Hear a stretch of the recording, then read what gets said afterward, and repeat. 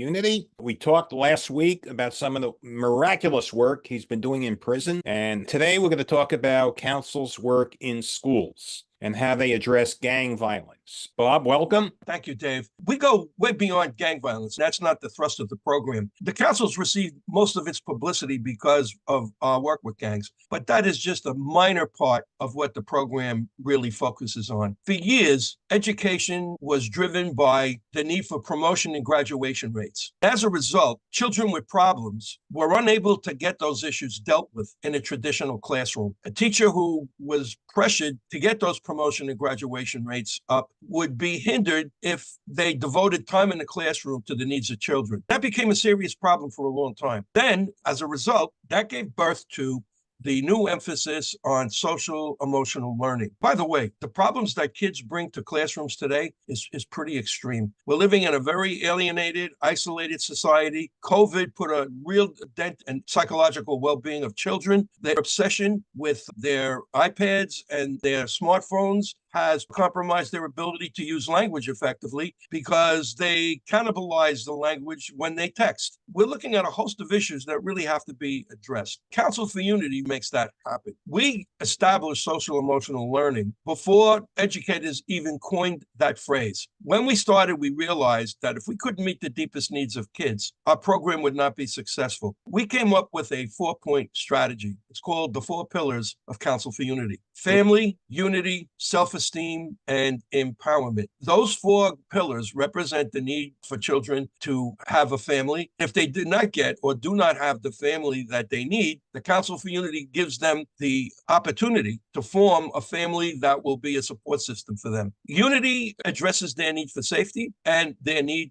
to be free from all forms of discrimination. You bring everybody together, there's nobody left to fight. You bring everybody together, there's nobody left to make fun of. The 3rd pillar of Council for Unity is self-esteem. And another critical issue. Many kids come to school with issues around self-worth, some having issues with self-hate, and not much is done to really reverse that in traditional classrooms because the emphasis is on academics, not on the social, psychological needs of children. Council for Unity's focus on self-esteem basically builds on the natural talents and abilities of our participants, offers them opportunities to change, to take risks that will help them discover their inner powers, and to give them opportunities to lead. So as those things unfold, a child in Council for Unity is growing more and more secure and more confident as their participation extends through the program. The final piece is empowerment. Instead of having children depend on our advisors, on me, the program is designed to ultimately have children play a major role, not only in what they learn, but how they learn. We basically cultivate our kids to teach the lessons, which has a profound effect on self-esteem because it sends a message that we're confident in you, that you're capable of navigating our curriculum and teaching it. Those 4 pillars have been responsible for a meteoric rise of Council for Unity from 6 gang leaders in 1975 to a movement now that extends all through the 5 boroughs, all the way through to Long Island and beyond. That, in a nutshell, is the paradigm for Council. Everyone knows Council for Unity is famous for crushing violence. Can you tell me some of the success stories you have with your program? To be honest with you, Dave, it's not just about quashing violence. That is a challenge beyond the reach of most educators because there are social conditions that create that. Council for Unity's curriculum, because of the emphasis on unity, of bringing everybody together and there's nobody left to fight, that unity concept is the primary engine to end conflicts and hostility. If everybody's at the table, there's nobody left to fight. When you empower kids for their own safety, they're going to take it because there isn't a kid on this planet who doesn't want to be safe. They just have to be invited to a mechanism that makes that happen.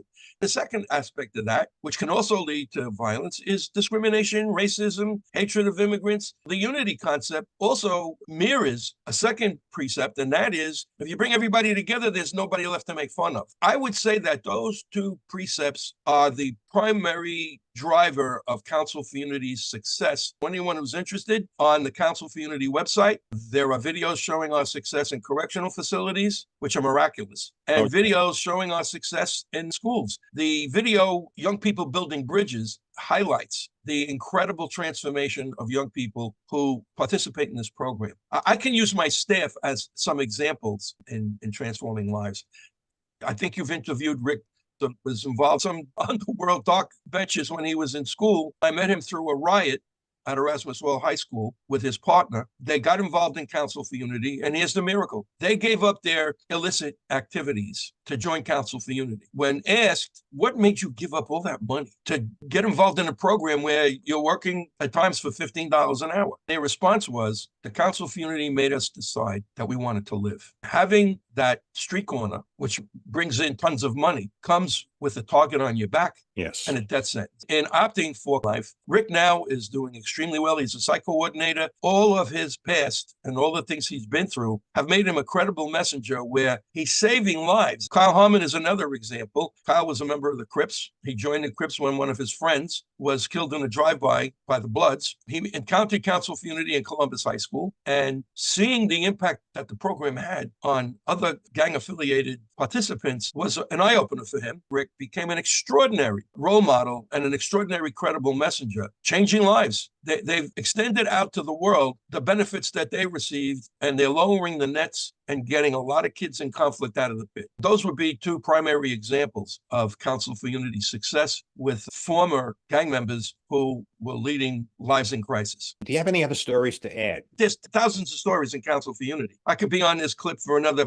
3 days, elaborating on one kid, another kid, and where they are today. But what I would want to talk about is how the Council for Unity curriculum makes these transformations occur. So one thing that is not taught in our school systems, for the most part, is really teaching kids the single most important thing in their life. That is learning how to make relationships work. Many kids are involved in dysfunctional relationships, which long-term can really damage not only themselves psychologically, but damage themselves professionally as well. A child entering Council for Unity, embracing our curriculum, is learning the behaviors that make relationships work and also identifying behaviors that impede quality relationships. They are mandated to commit to avoiding the behaviors that compromise quality relationships. That is a profound thing because it leads to a major shift. The other thing I would add, Dave, which I think is our use of mythology. I've been profoundly influenced by world mythology all my life. I've realized that if you don't have an informed mythology that brings meaning to your life, you're a ship without a rudder. We created a dragon slayer myth, a fairy tale that every child has to read and participate in the course of the Council for Unity class. The dragon in the story is a metaphor for all the things that block people from their goals. It can be self-hate, it can be laziness, it could be lack of self-esteem. It could be poor judgment. It could be engaging in relationships that are toxic. For the most part, kids are not aware that they even have these dragons. The goal is for them to ultimately see the dragon not as some kind of a monster in a fairy tale, but as a living force that's inside of them. Their goal is to shine a light on those dragons, and with that, use the class, use the council circle to slay the dragon. It's had a profound impact on our kids, because they now become aware that they have a very singular goal in their life.